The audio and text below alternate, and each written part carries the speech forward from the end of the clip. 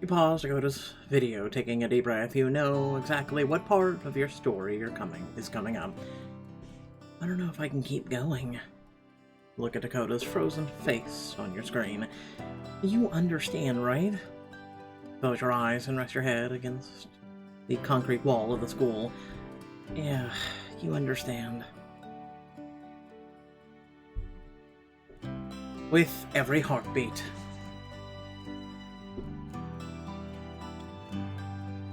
Chapter 9. Waiting Game.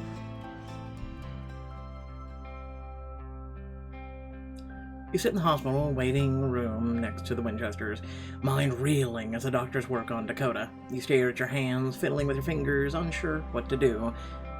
Dakota has to be okay, he just has to be. Mr. Winchester is glued to his phone, muttering to himself. I don't know how we missed it. We were so careful. Honey, we don't know what this is yet. There's no reason to worry until we know for sure there's something to worry about. You know the symptoms. What else could it be? 100,000 things. Don't forget, his blood work was within normal range last checkup. It could be an aggressive reoccurrence. Miss Winchester takes her husband's hand, her voice firm but reassuring. Or it could not be. Sage, you've been spending a lot of time with Cody.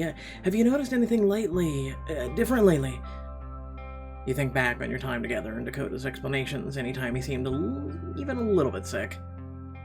Was he trying to cover up his illness this whole time? I should tell Dakota parents about my suspicions, avoid worrying them without proof.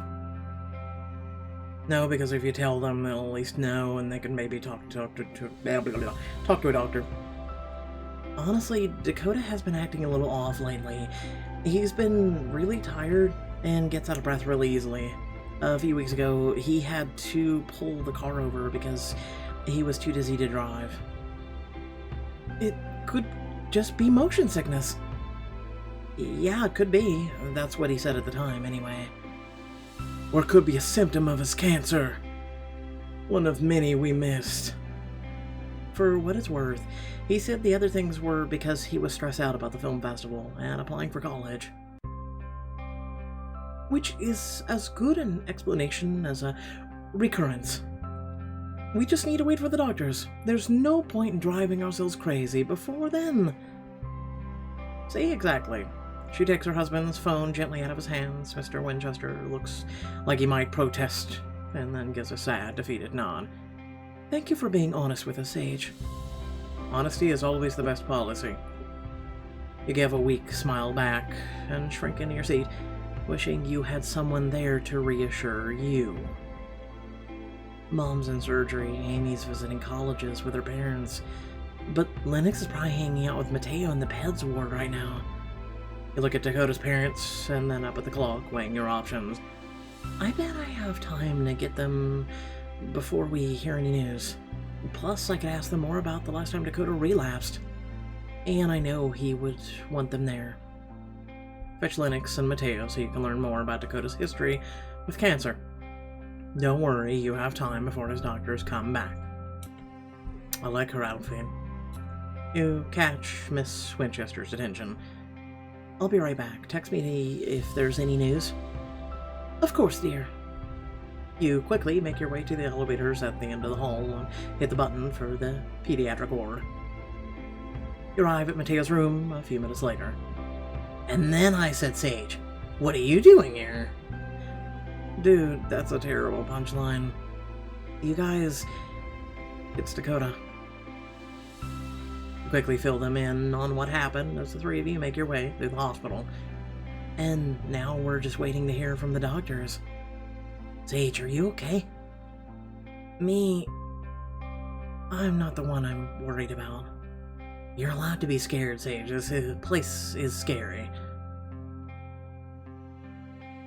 For what it's worth, everything the doctors are doing now sounds like standard procedure. It really could be nothing. Do you think it's nothing? I think it's dangerous to speculate at this point. You think back on what the Winchesters asked you earlier. Hey, did Dakota mention he'd been feeling weird? Nah, he never said anything to us, and he seemed normal enough. Well, as normal as Dakota can be. So you haven't noticed anything different about Dakota's behavior lately? Well, yeah, he's been super happy ever since he started dating a certain someone. Like, disgustingly happy. Oh. Can I ask you two something else? Shoot! Tell me, how bad was his cancer last time? He's told me a little bit, but I know he doesn't like talking about it. Lennox and Mateo share a long look, and you brace yourself for their answer. Honestly, he never told us much about his life before Boston either. We knew he was diagnosed at 6, and he had a really tough time fighting it at first. He mentioned relapsing 3 or 4 times before his parents got desperate enough to move to another state to try a clinical trial. I can't even imagine. And even after he got here, he got worse before he got better. The two of us were discharged a couple months before Dakota, and we legit thought we were leaving him to die. I didn't realize it was that bad. But then the clinical trial started working, and he eventually was in remission. He almost reached the 5-year mark, too. I just can't get the image of him lying on the ground out of my head. You lose yourself in the memory again, and then shake yourself out of it as you approach the waiting room. You return to find Mr. Winchester anxiously pacing as Miss Winchester flicks through the magazine, her eyes unfocused. Has anyone come by? No news. Mateo, Lennox. Hey, Mr. and Mrs. W. I hope it's okay I brought them here. Of course it is. We should have thought of it ourselves. Cody will be so happy all of you are here. You take a seat with Lennox and Mateo on either side of you. Their presence makes all the difference. Thanks for waiting with me. Of course. We've got you. Mr. and Mrs. Winchester? That's us. Follow me, please. Mrs. Winchester gathers her purse and then turns to the rest of you. Come on, kids. I know my Cody wants to see you. We're right behind you. You feel your heart hammering in your chest as you follow the nurse down the now familiar hallways. Please be okay, please be okay, please be okay. Mateo slips an arm around your shoulders and then around Lennox's. I know this is scary, but we've got your back. You let yourself lean into the embrace. Thanks. Here we are. Your breath catches when you peek inside the room. Dakota is propped up in his hospital bed. You've never seen him look so small. You hang back, letting the others file into the room first. What am I supposed to say to him? I don't know how to do this. Dakota looks up as everyone enters his room. You jealous, Mateo? I finally graduated to the grown-up ward. Hell no, this is where they send the old patients. You should have stayed underage. How are you doing, Dad? Been on WebMD yet? This isn't a joke, Dakota. Not with that attitude. Mr. and Mrs. Winchester, the doctor is waiting for you outside. Be right there. Mrs. Winchester kisses Dakota's forehead. In that moment, with her expression hidden from her son, you can see all her fears and sorrows flit across her face. And just as quickly, she's back to her usual bubbly self. We'll be right back, sweetie. Mrs. Winchester reaches for Mr. Winchester's hand, and the two of them leave the room, closing the door behind them. You can see them talking to an unfamiliar doctor through the window. Sage, you haven't said much. Sorry. I'm not used to my boyfriend getting so much attention from other people. Usually I have you all to myself. Oh, trust me, that's my preference too. Rude. Yeah, we're standing right here. Dakota casually gives his friends the finger, keeping his eyes trained on you, and they laugh. Dakota reaches a hand out to you. You take it, relieved to find it as warm as ever. I'm sorry I scared you, but there's no reason to worry. I feel fine. You look back to where Dakota's parents are still talking to the doctor. It sure looks like I should be worried. The doctors are just making a fuss because of my history. Once they run their tests and check all the boxes, I'll be out of here.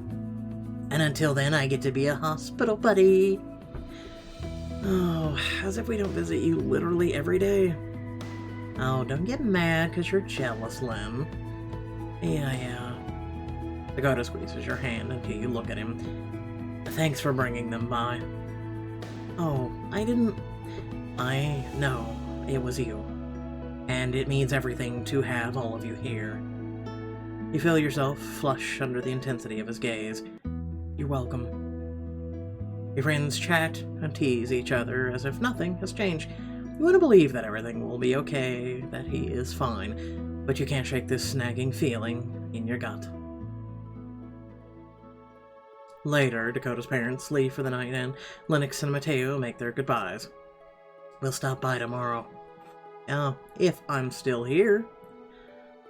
Like you could pull off a prison break by yourself. Who said I'd be by myself? Sage could help me. Well, I could try. Dakota turns to you once the two of you are alone. Okay, Teach, I've been dying to ask.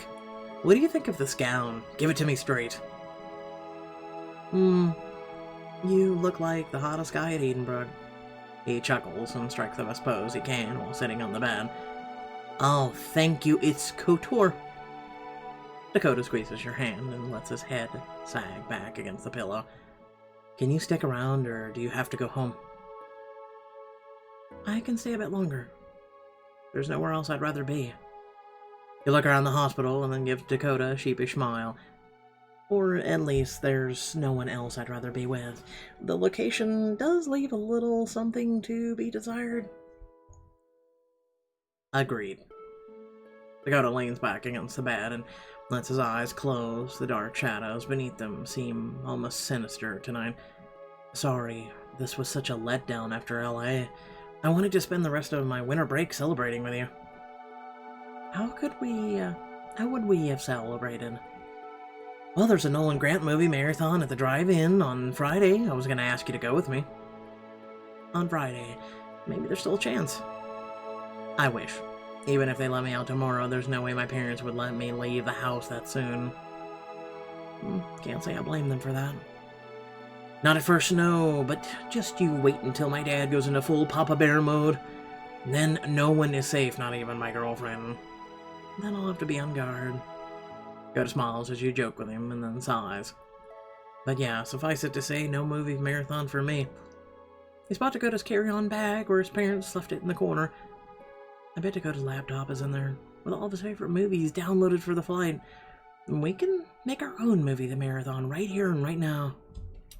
As I told you once, and I told you before, when someone is hospitalized, it means everything in the world to them.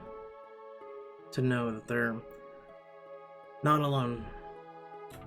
Who says we need a drive-in to make this happen? Let's make our own movie marathon. Grab Dakota's hand and start pulling him towards the door. I like the enthusiasm, but I have to admit, I'm incredibly confused. You have a laptop and room for two on your bed. All we need to do is complete the marathon is snacks. I love you. I know. You and Dakota walk down the hall towards the vending machines. It's so much quieter here than in the pets ward. Pets always feel so alive. This place is grim. In that case, it sounds like you have work to do. You'll have this place bopping by the next visit, I have no doubt. I don't know what I did for you to have so much faith in me. You were you, that's enough. You arrive at the vending machines and scope out your options. It's too bad they don't have popcorn in here. We'll make do. Oh, now, what do you want, my treat? Sunflower seeds, cheetah cakes, pretzels.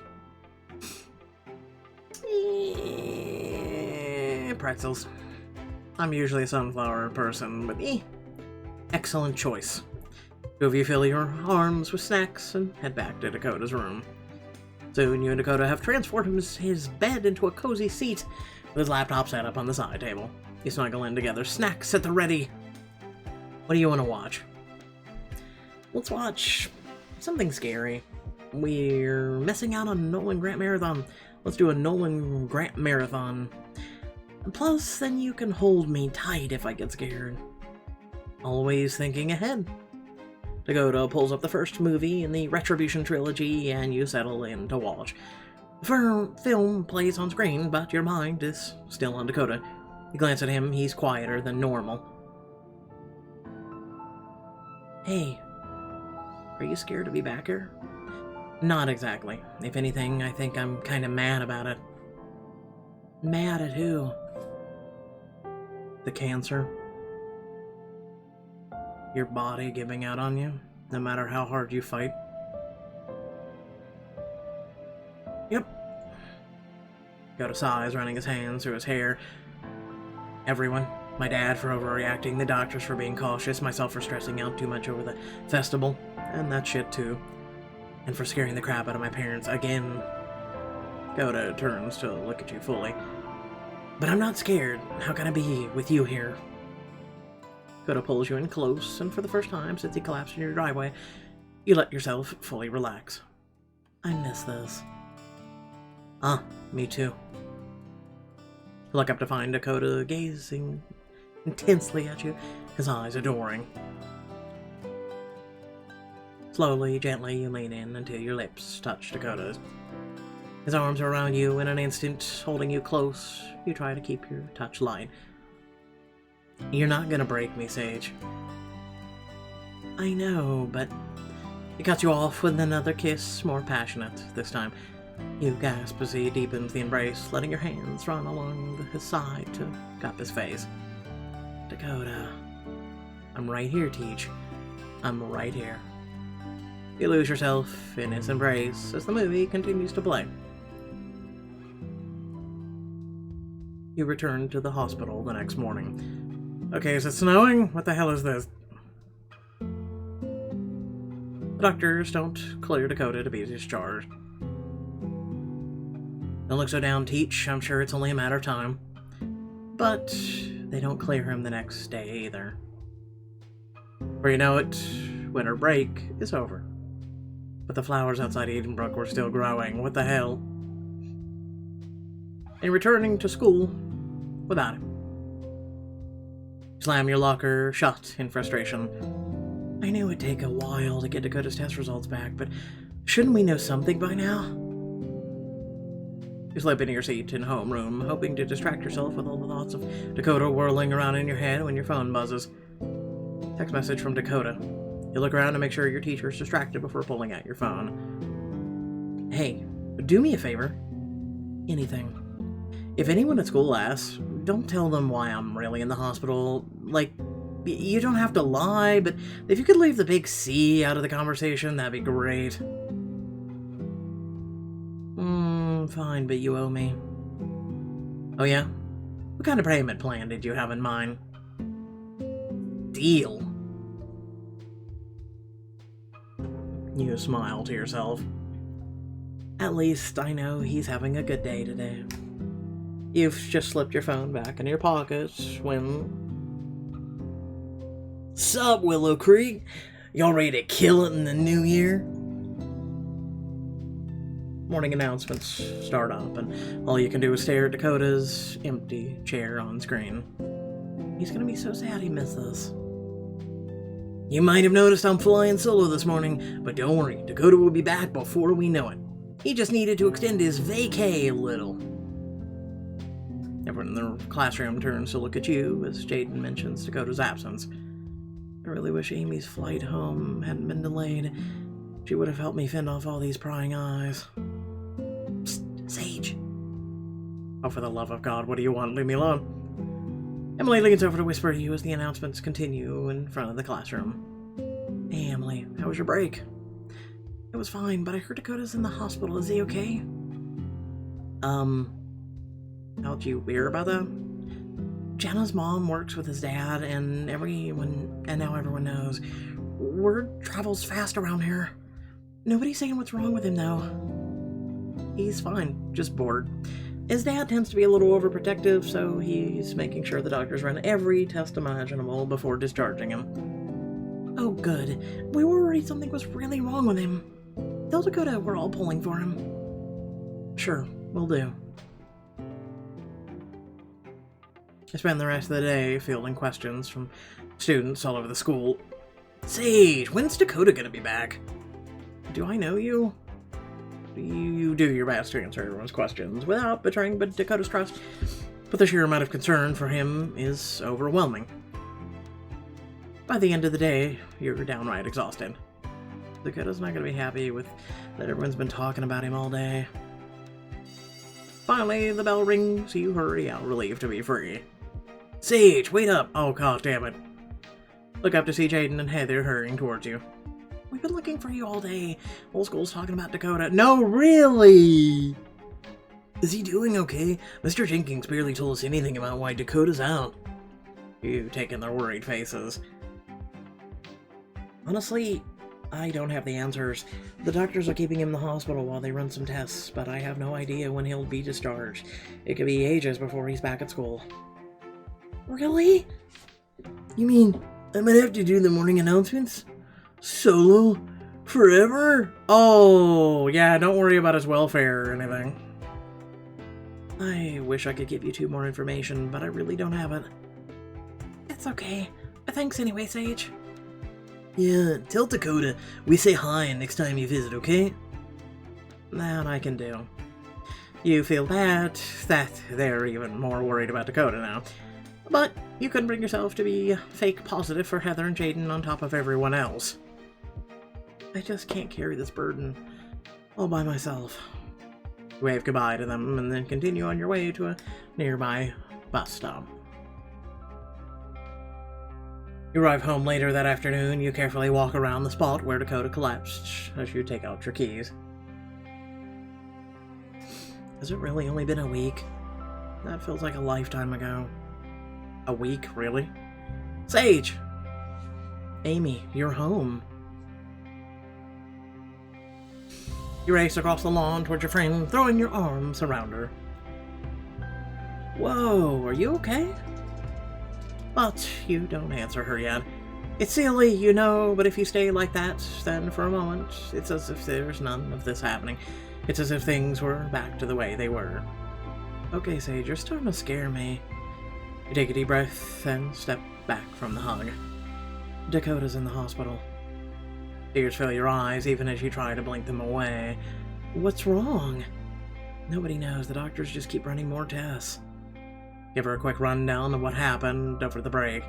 I'm so sorry, Sage. I can't even imagine how you're coping with it all. Honestly, I don't think I am coping with it. I can't think about anything else. I just feel so useless. It sounds like you could use a distraction. For the first time all day, you crack a genuine smile. Oh yeah? What do you have in mind? Well, I was thinking we could head over to the diner, catch up over milkshakes. You barely told me anything about LA, and I haven't talked about my trip either. Then, if you're up for it, we could sneak a milkshake over to Dakota at the hospital. I'm sure he'd missed you all day. What do you say? Catch up over some milkshakes. That sounds perfect. Great. Let me tell my mom where we're headed. Before long, you and Amy are sitting in a corner booth at the diner. What'll it be, ladies? I'll have a mint mocha milkshake, please. That sounds good. I'll have the same. Coming right up. After Beatrice leaves, Amy leans across the table, resting her chin on her hand. So, distraction time, tell me about LA. You fill Amy in on all the details. About Dakota winning the award at the film festival. He's such an overachiever.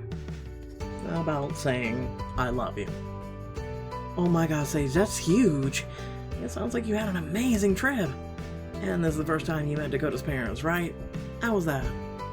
Good. In retrospective, a cross-country flight was maybe not the best way to do it, but it worked out. It's funny. Dakota is a lot like... I want to go with Mom. Miss Winchester exudes warmth and positivity. She has the same infectious kindness as Dakota.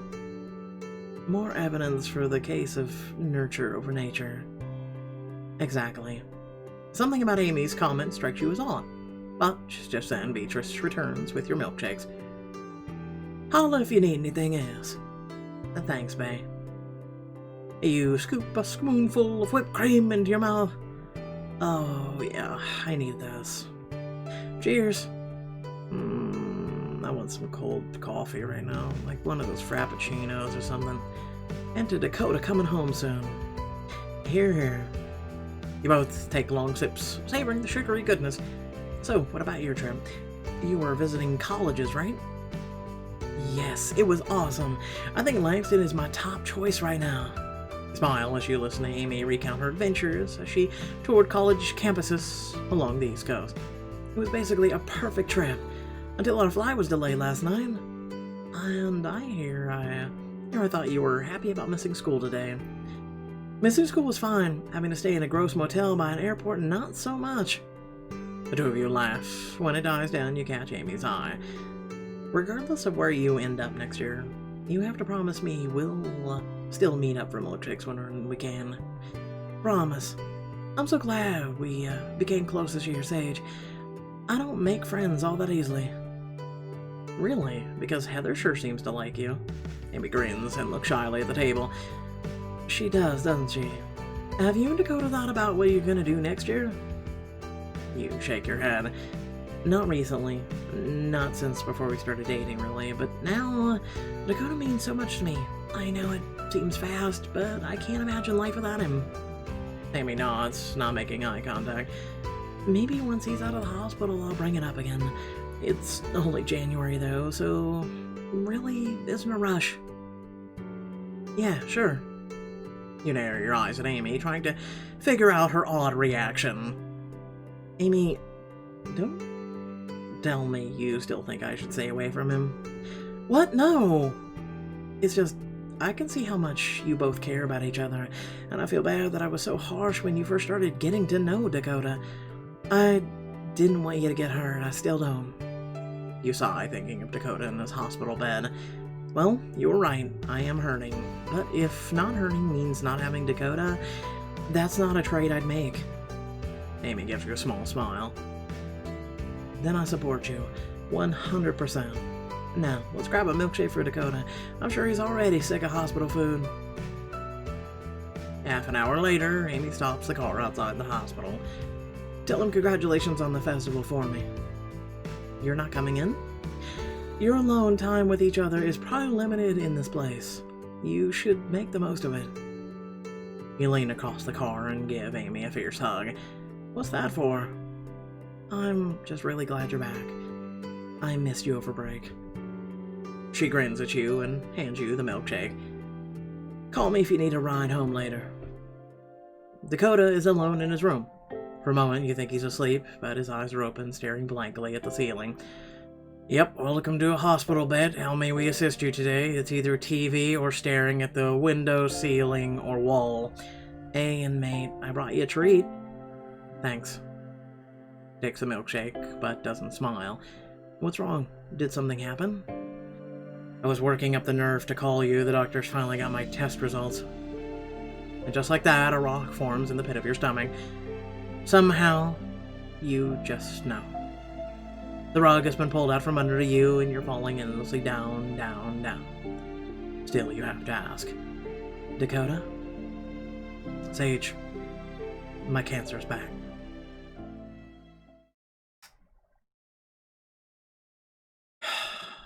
Yep, that's about how it works. F cancer. That's all I have to say. Without further ado, thank you all for watching. Please remember to like, share, and subscribe. Head down to the description below, links to social media, Discord, and if you like to support me and my content. And without further ado, much appreciated that you're all here. Again, please be encouraged to share these videos and whatnot, especially if you want me to continue doing the VIP, chapters, especially for this one, but as well as the other books, because, I have to kind of juggle the pros and cons. It's, what, $15 a month? So yeah, thanks for watching. Peace out.